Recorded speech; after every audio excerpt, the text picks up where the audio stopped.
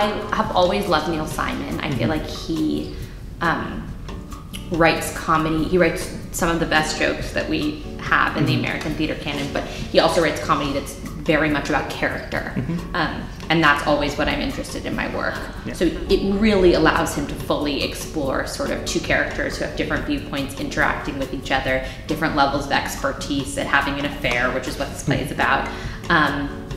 And I just find there's such humanity and such heart to his characters. I've always wanted to do Neil Simon, and Last of the Red Hot Lovers is, I think, sort of one of his greats.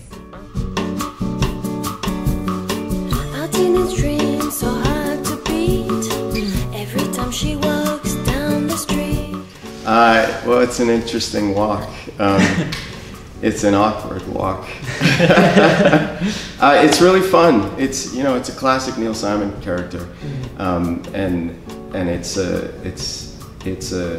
thrill and a challenge to go through 3 different acts of a play with the same intention of trying to find some spice and some romance in your life, to fill in sort of the monotony of the day-to-day. I did a small part in The Odd Couple a couple years ago with a great cast, and that was, I think that's the only time I've gotten to do a full production of a Neil Simon play prior to this, but I've always been a huge fan of his, so it's a fun one, and sort of finding out how Barney moves through the world and through his mother's apartment and deals with these situations that involve, sex and romance and arguments and really quirky, interesting women is really something to put your feet into. Another girl in a neighborhood, wish she was mine, she looks so good.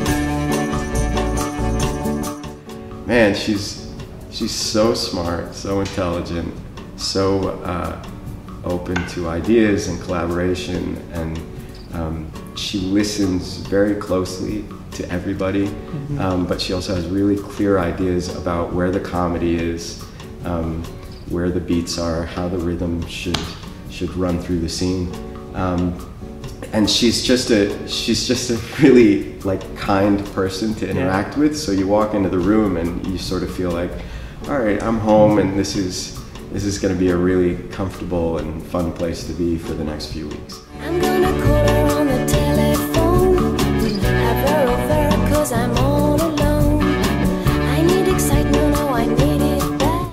Well, one thing that helps is sex. Because sex is something that's very sort of, it's been the same for a lot of years. So that helps a lot. I think it's like an extremely sort of equalizing force. So everyone has been in a situation where you're fumbling and uncomfortable and you don't totally know what you're doing and you get nervous. So all of that stuff is deeply human and relatable.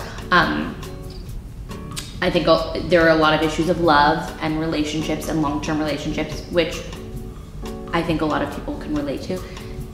And I said to the actors, I really feel that more than anything, this is a play about death. And I feel like a lot of comedies are about death. They're about mortality. They're about, I only have so much time on earth, and what am I gonna do with that time? I wanna be able to say that I was this kind of person or that kind of person. And those are all preoccupations, to me, with mortality, with your life being over, with how you spend your time. So those are the different avenues that I'm coming at it to sort of bring it to now and shorten the distance between where they are in 1968, 69 and the audiences in 2017.